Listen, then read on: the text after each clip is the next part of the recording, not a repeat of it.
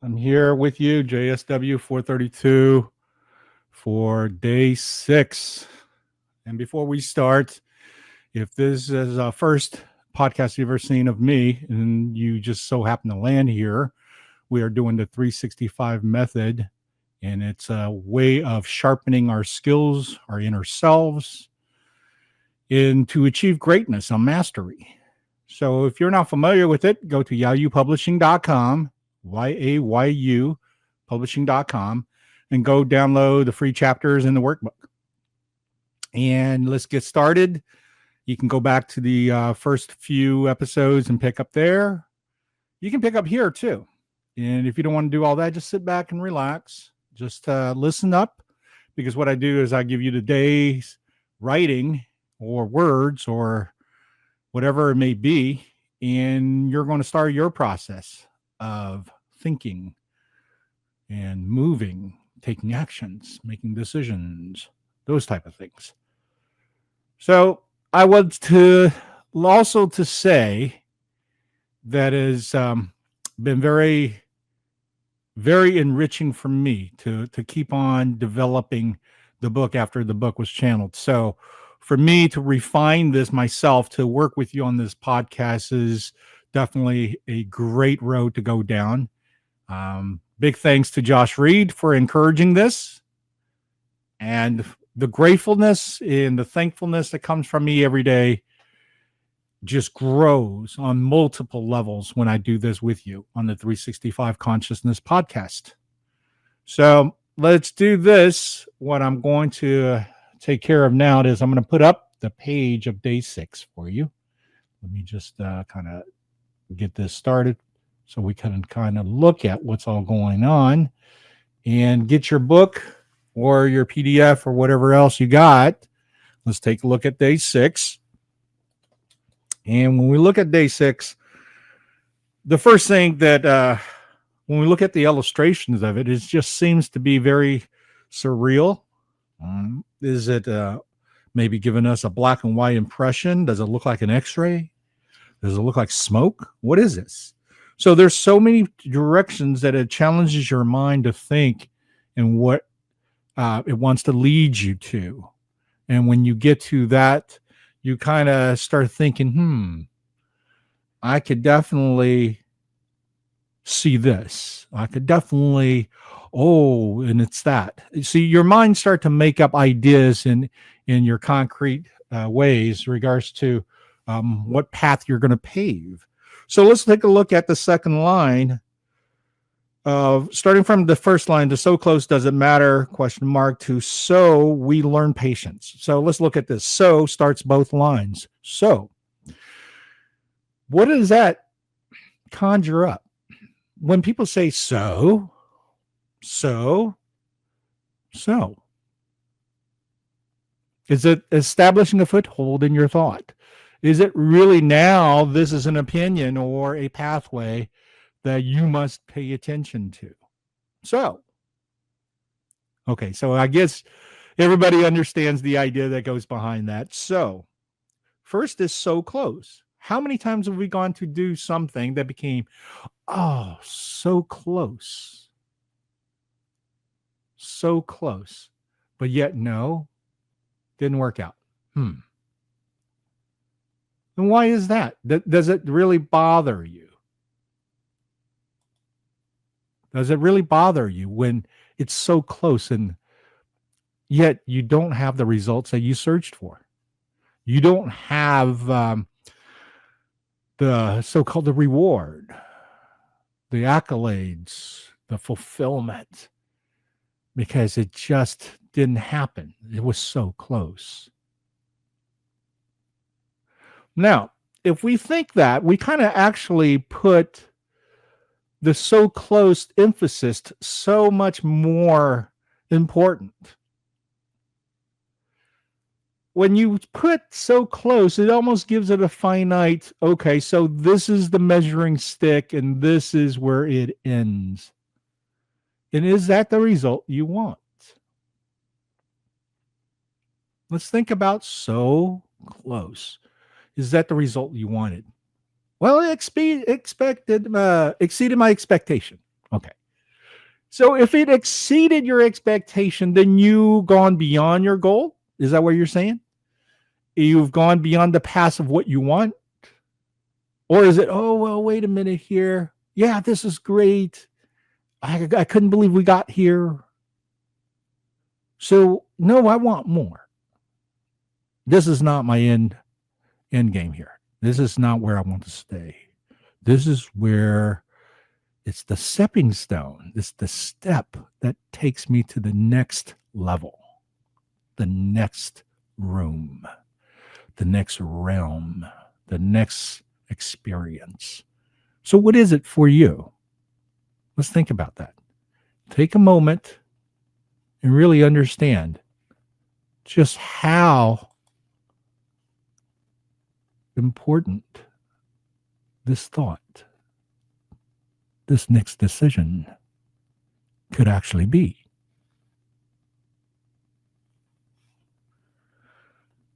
So now, let's look at the rest of that sentence and says, does it matter? See how it's important to who? You? Something that you have responsibility to? Something that maybe it's just a desire that you want to fulfill. So it's interesting, isn't it? When we really now question, who does it apply the matter or the responsibility or the results that makes the most difference? What is it? So close, but doesn't matter. Okay, so how many times have we done things that we thought was so important that ultimately it didn't matter? But it mattered at that moment.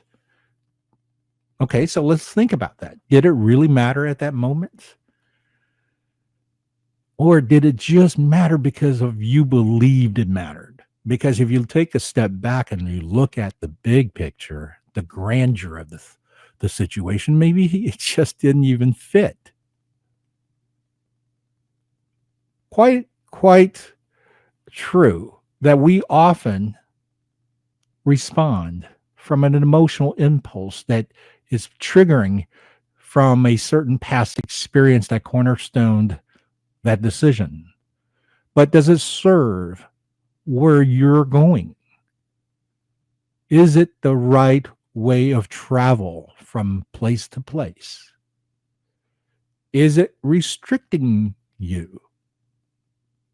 Is it constricting you? A lot of questions just coming off of that, isn't it? And the key element of why do we have to sit here and ask all these questions is the essential reason why we're making this type of commitment to ourselves, because you often ignore you. And why does that happen? Because you get outside of yourself. You start to think about things that mattered in a different way. You start prioritizing what matters to the outer self. Well, what about the inner self balance here? What about the inner child? Do you still have the inner child? Well, of course, you're alive. Every experience you have, since you can retain, it's still with you. And thinking about that, that means the inner child, the inner tween, the inner teen, the inner 20s, the inner 30s, however old you may be, there's always markers for that certain period of time that has changed, enhanced, depleted, whatever suited and fit to now where you are today. And in this present time, this present moment, what do you have in your make? Think about that. So we learn patience. Patience is probably one of the hardest things that I've ever encountered in my life. And the reason behind that, I believe, is because that I'm so high energy driven. I've always been like this, that in that personality and that kind of flow, I've always been the one that wanted to see something happen. So things that happens quickly often intrigues me and catches my attention. Once that happens, it becomes somewhat of an invitation to add it to your model, your way, your system, your thoughts, your decisions, your applications, your actions. Let's take something like baseball, for instance. I often talk about baseball because I play baseball. And it's easy to kind of relate. I believe in America, I know baseball was very popular, but I wasn't born in America. So being in Taiwan, I was so overwhelmed as a kid because I saw baseball on television. And I just had certain magnetism drawn to me on that diamond shaped 3 outs, 6 ups and downs on each inning, 9 innings. You know, those things, 369 really intrigued me. So baseball was exciting. Okay. So I want to go out and catch a ball. I want to go out and throw a ball. I want to go out and hit a ball. I want to do it immediately. And funny, the very first time I went out as a boy, probably right around first grade, maybe, never caught a ball in my life. Never had a glove in my hand before. And I believe it was a baseball with somebody else's glove. My uncle, who was at that time probably around 18, 17 years old, goes, "Here it comes," and threw a fastball that nailed me right in the head. And of course, I started crying. And my grandmother comes out and goes, "What are you doing?" And of course, my uncle at that point looks with this absolute terror in his eyes and just saying, he was supposed to catch this. Okay. So coming out of the gate, you're just not going to catch a baseball if you never caught one. And we kind of have to think, do we have experience doing something like this when we explore new territories? Because it's just like the baseball. If you never caught one, you won't know what it is. You won't know what it feels like. But once you catch one, oh, okay, your reference point is different now. Your systems start to develop a database for it. So it's very, very important on the level of patience that you don't always think that everything have to come with immediate reflection, results, evidence, so you can make a decision if it's worthy of, is it good, and what is it good for? Because we do a lot of things that is good, but it's not good for anything. So that's one of your keys to refinement out of this page. You got to discover just by reading these texts, these words, how is phrased, and challenge yourself to understand what it really means. It's not just words on paper. This is where the greatness of writing and reading books is that they give you a certain level of energy that creates a newfound boundaries and ways of interweave into dimensions that you couldn't fathom using any other technique. But you have to condition your thoughts, your brain, your mind, your consciousness to accept this, to understand this, to then develop a system to applicably to use it effectively and wholeheartedly. with intent.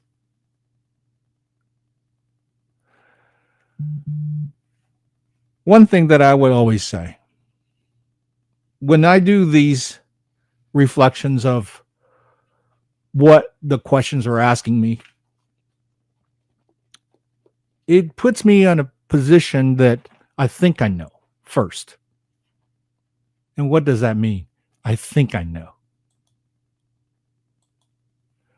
I think I know is that I'm making a decision based off of what I just came across in the first impression. The first impression immediately gives me enough data that I'm going to now assess possibly a response or a decision. Interestingly, sometimes that first impression is the best impression. We've often have the first impression, I don't think we should do this. Okay, let's not do it. And then later on, I'm so glad we didn't do this. Okay. What part of you came up with that? You need to understand, how were you able to have that type of information fed to you through your logistics and your decision making and gave you the answer, no, don't do it. And what energy? What feeling? What was that from? Is it a frequency? Is it a vibration? Oh, it's bad vibes. Well, see, they've been telling us all along. And what I mean by they being, the world, the school, television, movies, they give you so many pieces of the pie without giving you the recipe of the pie. They give you a taste of it, but they'll never give you a slice. And the only way to create an entire pie is you figuring it out from the evidence that you collect in the experience that you go through. I think is extremely important for you to think this deep, starting now. If you have not, start to go give yourself the investment of the intent, the passion, and definitely the commitment. This is you. This is you being better than what you were yesterday. This is going to be you tomorrow, thinking back today that I did something even more so that I'm proud of. We can't really depend just on a handful of tools that gets us by in the ways that I think we dream so much bigger than what we're seeing. And why do every one of us have that capacity of unlimited boundaries and dreaming for something, and yet do not pave the way to achieve that? So thinking about that definitely will change and start to identify the ways to break through that wall, the ways to open that door, the ways to be reborn again. Everything that I'm sharing with you, I have a distinctive experience that I can tell you about, and the exact moment what actually happened. And we will start covering some of that. I did tell a story over on the Conversation on the Fringe podcast with Josh Reed. So you can go to Red Pill Media and go look that up. The key about stories and experiences is exactly where you can borrow from something that's already happened here, that was actually concrete here. When I say here, in this reality, in this dimension, this matrix, however you want to interpret it, but the reality that how your consciousness is, observing and receiving, whether it be pain, whether it be anger, whether it be love, whether it be sadness, however it created the moment that you're witnessing, becomes how you take and instills into you in yourself. And that self then grows the system, with that being the unique mark. So having markers that doesn't serve is something that we want to identify and know how to remove. So 365 method, it's going to take you a year to do if you do it right. But it will do the things that we're talking about right now. So let's finish out. I'm going to look at this page and work with you on the last movement of why patience and what are the levels of achievement in patience.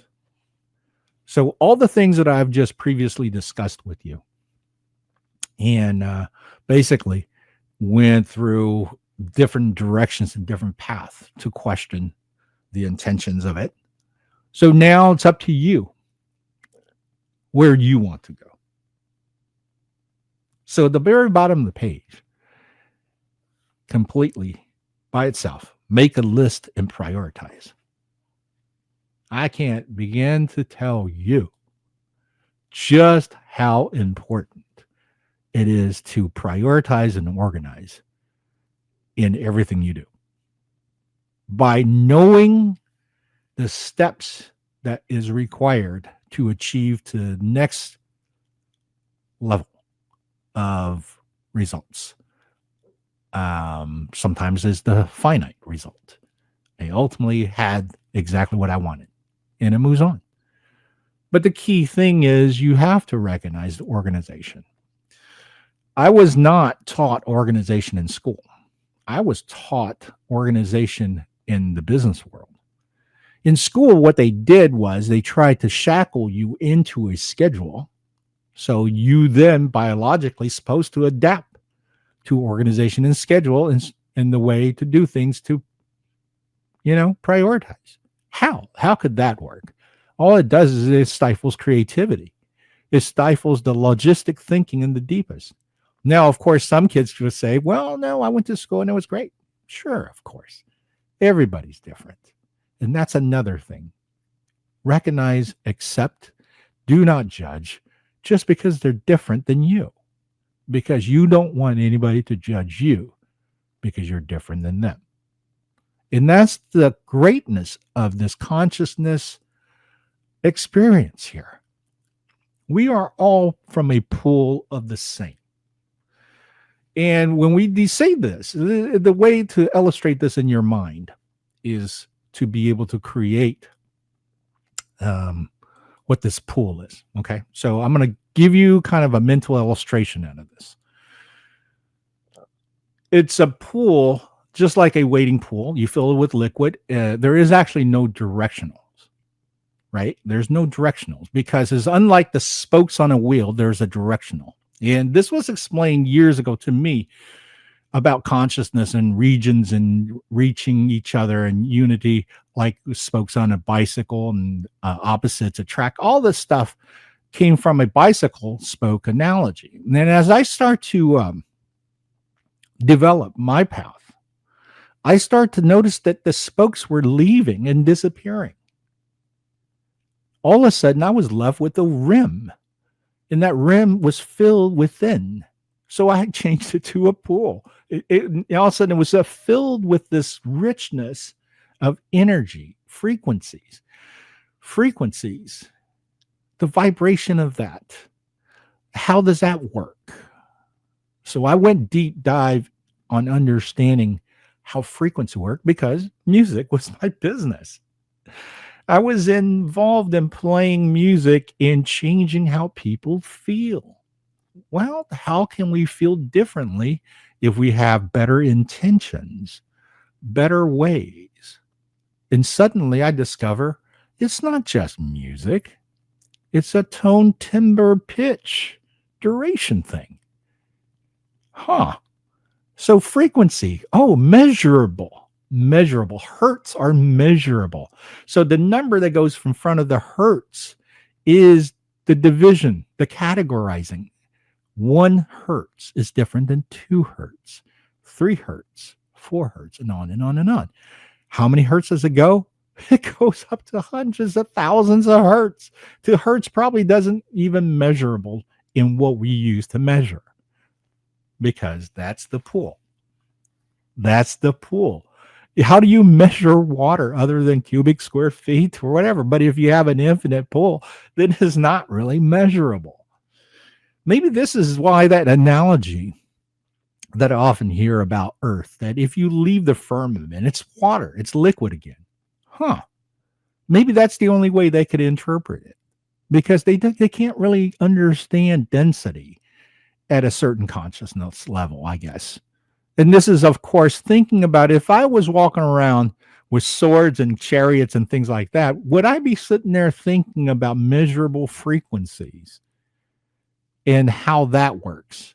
In the density of that frequency, how does that work? Or the decibel level of that frequency, how does that work? I think there was a handful of people that understood it very well. I think there were, just like where we are today, people that understand it to maybe a very elementary level. And it never dawned on anyone that this is the important part to understand about being here on planet Earth. So we really have to think deep and wide about this. Okay. So the reason why I brought up the pool analogy about consciousness is that we have people that we don't get along with. And because they're so different and they're so this and they're so that. Okay, sure. Because I do believe that collectively in this pool, it is everything that's ever existed. The Akashic record is being called on everything that's ever been created. It shows up. Okay, so if the pool is that, and we are the mathematicians, we are the puzzle players, and we are able to take pieces and be able to assimilate, and it becomes what we then interpret in this wavelength here on Earth as our experience. Once that is being able to, I think, be clear within yourself, it's not about understanding. That's one of the key factor of being the growth path of learning of the inner self growth on consciousness level, is that every time you think you hit something that's solid, it would immediately surround you and becomes liquid. It's almost like it doesn't allow you to grasp it and go, this has to be this. There's no labeling. There's no identifier. The only identifier is that precise moment of the experience. And that experience becomes your identifier, and that's over as fast as it comes. So that's how quick we are creating these things. In this matrix is putting it together for us to go, okay, this is what you want. This is what you ask for. Really? Huh. I didn't know that. So now you have to be very aware because of frequency. One of the things about the 365 method book is that you could talk it, say it out loud, say it to other people. Because the power of that frequency, this is one of the things that I learned much later in life about how powerful words really are. Prayers, spells, chants, all these things. They are being used for a purpose. So with purpose, what do you want to do, right? That's how you have to really think about it all the time. Be that clear. Can you be that clear? So let's go back to thinking about the whole thing, the 365 method. Are you able to commit to yourself to do this? Because I'm here. I'm going to commit myself for 365 episodes minimum of this. I've already come to a conclusion that all the things that ever came to me in my lifetime is now fruiting into this and is sharpening my skills that I can't even begin to explain. I just want to share with you as we go through this path. You will see me grow as I will see you as well. I am the 5D consciousness. And what that means is that I am leaving the paradigm that I was taught. And I was being very much limited with that teaching. My 4D consciousness is when I shifted out of the 3D shackles and feeling liberated, but yet still don't have a foothold in regards to what my potential and capabilities are. And it took a lot of years to sharpen that to get to 5D. What is 5D consciousness? Well, it's easy to say this is unconditional love. It's just about love. Everything in life is about love. Well, that's true as a rule that we want to definitely share to get across, because it builds great results. Because the frequencies that we use in that energy builds great minds, great consciousness, and great societies. Take a step back and really take a look at, do you love the world you live in? Because if you think it could be better, then take the responsibility. Take your intent, take your heart, take your passion, and start creating words, intentions, and give it to others. With that, any questions, you can reach me at yayupublishing.com or right here at Rib Media. We are going to expand more soon. Everybody knows I have a wonderful wife that I met over 27 years ago, going on 27, right? So Miracles Online, we're going to leak that soon. I will see you day 7.